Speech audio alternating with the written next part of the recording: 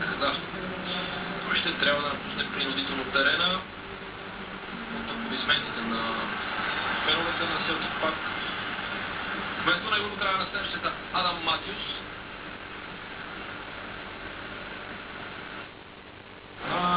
За отбора на Валенсия, но не бе добър контрол на топката на Роберто Солдадо. Да видим сега Ибрахимович. Шут на Ибрахимович, възможността!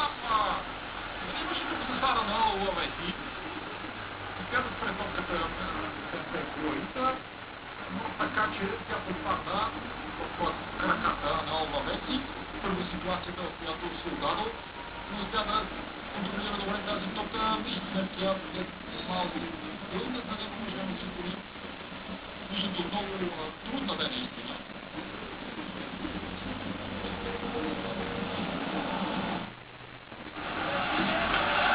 Бредесова няма тук. След това обаче Чарли много сбърка. Същото стори и Пирко. Команс.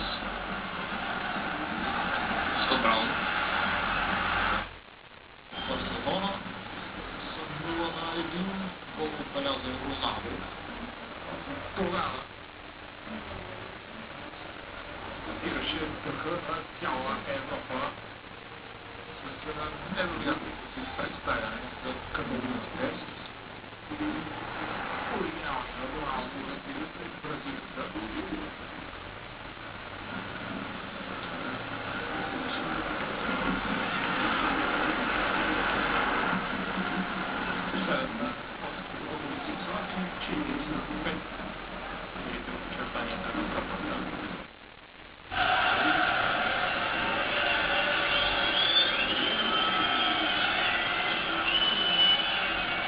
Роспио отново на трибуните.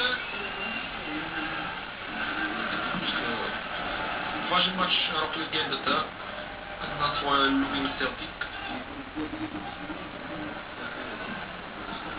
Пирко.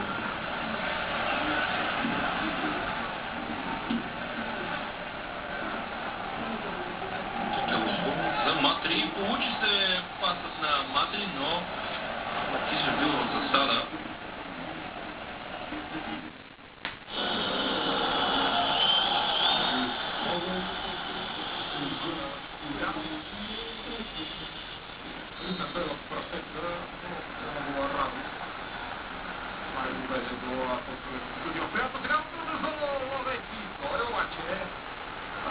Подхожда малко несериозно към тази ситуация. Като че ли двата гола аванс на Пари Сен-Жермен. Тук изиграха своята на роля. Резултата бе 0-0. Мисля, че аржентинеца нямаше да се така от тази прекрасна ситуация.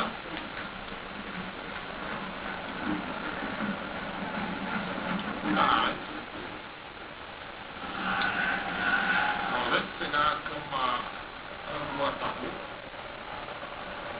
Каналец, прекрасно подаване в наказателното поле. Малко не достигна там. Мълдил и Агополън за Селтик.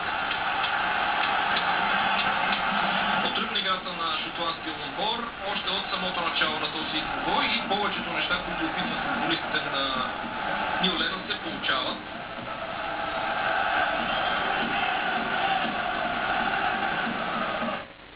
Вратаря Висенте Гуи да вкара топката в празната врата. Трябваше малко повече. Ето, че това бе един чудесен шанс, който се откри пред Селтик песен Нил Ленън. Ефен Брос като че не очакваше топката да достигне до него и подходи доста несериозно към ситуацията.